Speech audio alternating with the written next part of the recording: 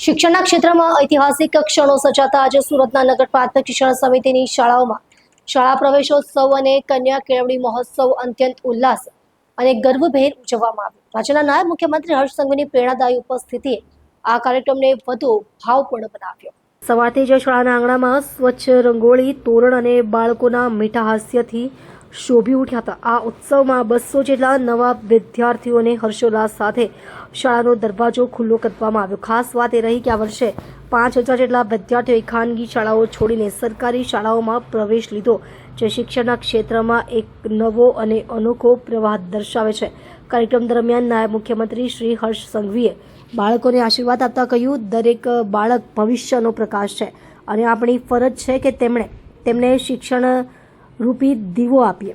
ખાસ કરીને દીકરીઓનું શિક્ષણ એ સમાજના ઉત્થાનનું મૂળ છે. તેમણે શિક્ષકોને સંબોધતા કહ્યું કે બાળકોના ઉજ્જવળ ભવિષ્યની જવાબદારી ફક્ત કિતાબો સુધી મર્યાદિત નથી, પરંતુ તેમના સર્વાંગી વિકાસમાં શિક્ષકોની ભૂમિકા અત્યંત મહત્વપૂર્ણ છે. તેમણે શિક્ષકોને શ્રેષ્ઠ શિક્ષણ આપવા માટે સજાગ રહેવા ટકોર કરી. આ પ્રસંગે વાલીઓ, શિક્ષકો અને વિદ્યાર્થીઓમાં અપાર ઉત્સાહ જોવા મળ્યો. આજનો દિવસ સાબિત કરે છે કે જ્યારે સંકલ્પ અને સહિયારો પ્રયાસ હોય ત્યારે શિક્ષણની ધારા બદલી શકાય છે. સરકારી શાળાઓ પ્રત્યે વધતો વિશ્વાસ અને કન્યાઓ માટેનો આ સન્માન બને સુરતના શૈક્ષણિક ઇતિહાસમાં સુવર્ણ અક્ષરે લખાઈ ગયું. માટીમાં રમાતી રમતો જોડે જોડવાનો પ્રયાસ કરવો જોઈએ. બાળકોને સંગીત જોડે જોડવાનો પ્રયાસ કરવો જોઈએ અને બને તેટલું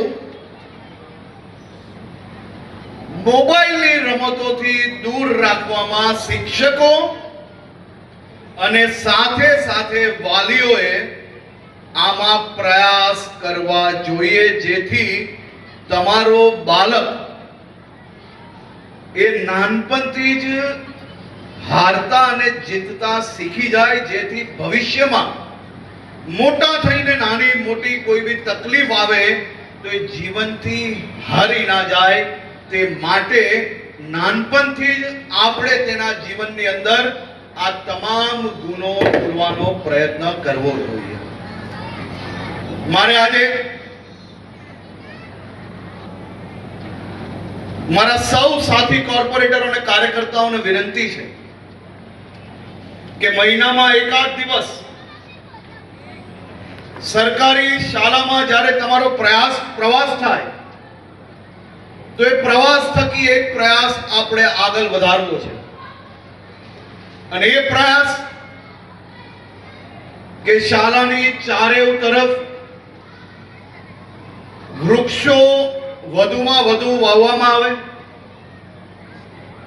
શાળાનું પ્રાંગણ એ સાફ કઈ રીતે રહે, શાળામાં જે બાથરૂમ, ટોયલેટ, જે કઈ વ્યવસ્થાઓ છે એ બી સંપૂર્ણ સાફ છે કે નહીં, તેનો પ્રયાસ એ આપણા સૌ સાથી ચૂંટાયેલા પ્રતિનિધિઓએ નિરંતર રૂપે કરવું જોઈએ, જેથી આપણી વિસ્તારની એક બી શાળા એ સંપૂર્ણ સાફ રહે અને એક બી શાળામાં ક્યાંય કોઈને ગંદકી દેખવા ના મળે તેવી વ્યવસ્થાઓ માટે બી આપણે સૌએ સાથે મળીને પ્રયાસ કરવો.